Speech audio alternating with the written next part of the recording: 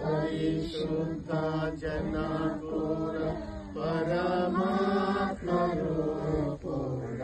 నిరూపమ బల బుద్ధి నీతి ప్రభావ నిరూపమ బల బుద్ధి నిరూపమ బల బుద్ధి నిరూపమ బల బుద్ధి నీతి ప్రభావ పరిశుద్ధ తనయుడ నరరూపధారుడ పరిశుద్ధ తనయుడ నరరూపధారుడ నరులను రక్షించు కరుణా సముద్రం నరులను రక్షించు నరులను రక్షించు నరులను రక్షించు కరుణా సముద్రం పరిశుద్ధ బహునాత్మ పరమోదిరూప పరిశుద్ధ బహునాత్మ పరమోదిరూప పరమానంద ప్రేమ భక్తులకిరుమ పరమానంద ప్రేమ పరమానంద ప్రేమ పరమానంద ప్రేమ భక్తులకిరుమ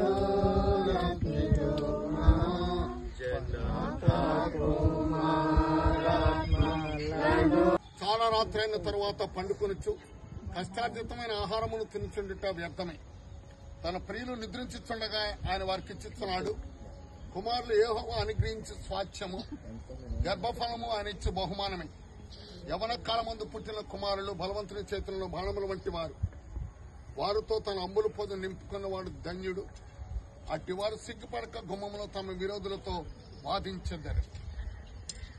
దేవుడి యొక్క వాక్య భాగమును దీవించునుగాక. మరి మరొకసారి తెలుస్తున్నా నీ ఎందు భయభక్తులు గల వారిని నువ్వు దీవిస్తానన్నావు, వర్ధిల్లింపజేస్తానన్నావు, మిమ్మలను మీ పిల్లలను వృద్ధి పొందిస్తాను అని మీ వాక్యం ద్వారా నువ్వు తెలియజేస్తూ ఉన్నావు.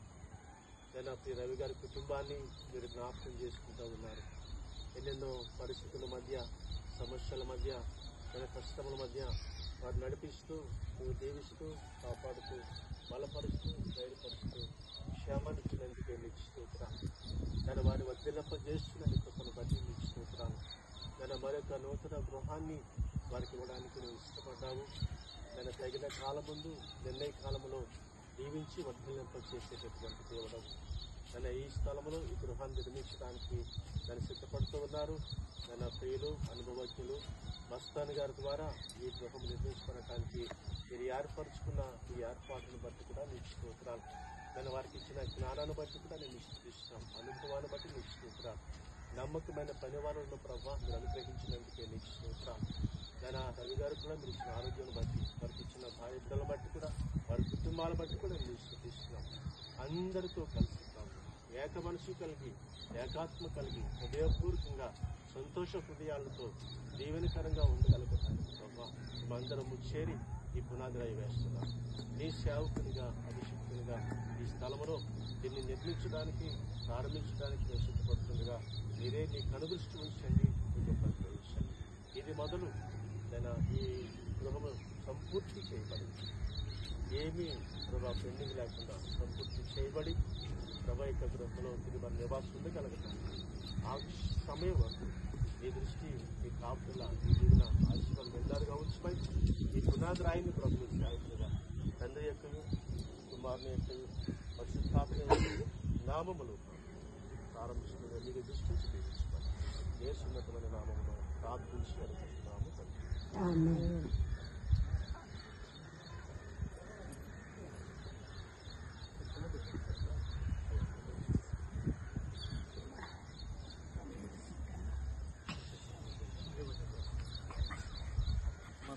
పట్టుకోండి.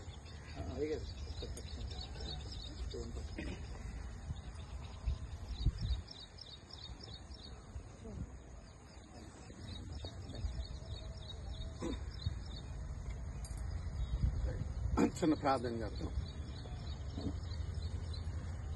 అమూల్యమును సత్యమునైన రాయుద్ధకు మనం వచ్చాము అనే మాటలు చెప్పబడుతుంది.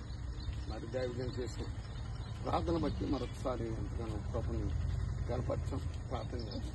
స్తోత్రం నాయన మహోన్నతుడా, సర్వాధికారిని వందనాలు. ఆయన మూల రాత్రి స్థాపించబడ్డానికి ఇచ్చిన కృపగా నీకు వందనాలు. ఇల్లు ఒకరి చేత కట్టబడను కానీ సమస్తమును కట్టేవాడు దేవుడే. మేమే ఆయన ఇల్లు బాబు. ఆయన మాలో ఉండటానికి ఆయన నీతిమంతుల గుడారంలో రక్షణ కూర్చున్న సునాదం వినబడాలి. అలాగో ప్రభా నేను మీకు కార్యం చేయండి, మీరు స్థిరపరిచి నడిపించి మహిమ ఘనత ప్రభావం పొందడం యేసునామమున అడుగుచున్నాం తండ్రి.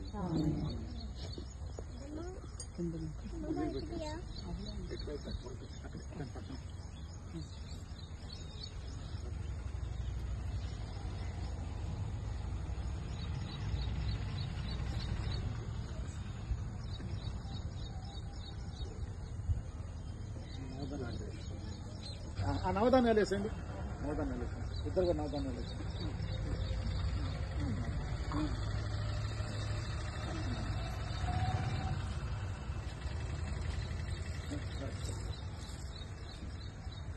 మిగతా వాళ్ళు